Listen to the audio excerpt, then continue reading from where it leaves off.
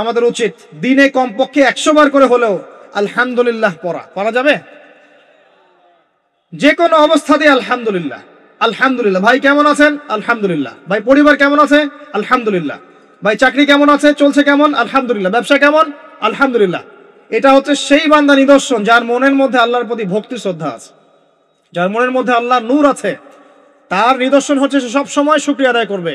একটা এক্সাম্পল দিচ্ছি, দেখেন ইব্রাহিম আলাইহিস সালাম ওই থাকতেন, আর এই যে এইখানে মক্কায় তার একজন স্ত্রী হাজারা আলাইহিস সালাম, ওইখানে একজন স্ত্রী সারা আলাইহিস সালাম।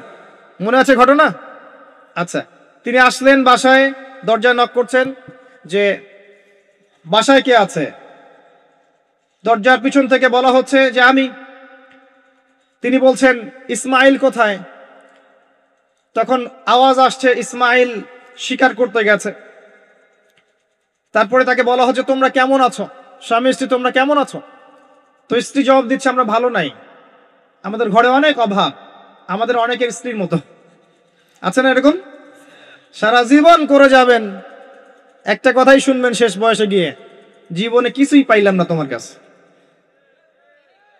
নিজের মাথার ঘাম পায়ে ফেলে করতেই থাকবেন করতেই থাকবেন করতেই থাকবেন করতেই থাকবেন, কিন্তু আপনি শুনতেই থাকবেন কিছুই করলাম না, কিছুই পাইলাম না, কিছুই পাইলাম না।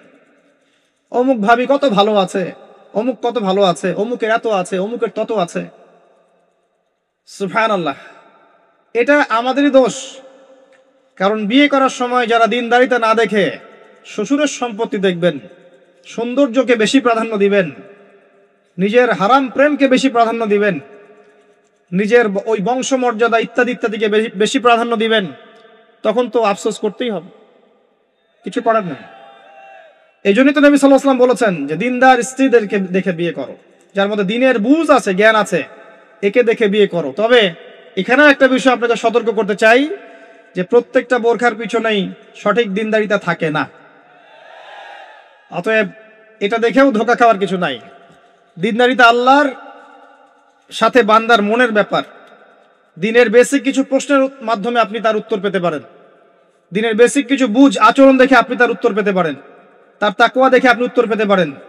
একজন আমিরুল মুমিনিন খলিফা, তিনি রাত্রেবেলা জনগণের অভাব অনটন দেখেন। একদিন দেখতে দেখতে রাতে ক্লান্ত হয়ে পড়লেন, একটা দেয়ালের আড়ালে তিনি দাঁড়িয়ে বিশ্রাম নিচ্ছেন, বসে পড়েছেন। দেয়ালের পিছন থেকে তিনি আওয়াজ শুনছেন, মা আর মেয়ে কথাবার্তা বলছে। মা বলছে দুধে পানি মিশাও, আর মেয়ে বলছে যে ইত্তাকিল্লাহ, হে মা আল্লাহকে ভয় করো। তার মা বলছে এখানে তো ওমর নাই, ওমরের প্রশাসন নাই, ভয়ের কি আছে, মিশাও পানি মিশাও। তখন এই মেয়ে বলছে ওমর নাই তো কি হয়েছে, ওমর রব আল্লাহ তো জীবিত আছেন, তিনি দেখছেন। ওমর রাদিয়াল্লাহু আনহু পরের দিন ওই বাড়িটা মার্ক করে রাখলেন রাত্রেবেলা। পরের দিন তার ছেলেকে নিয়ে আসছেন এই বাসায়, এসে মেয়ে দেখাচ্ছেন, এই মেয়ে পছন্দ হয় কিনা দেখো। মেয়ে পছন্দ হয়ে গেছে।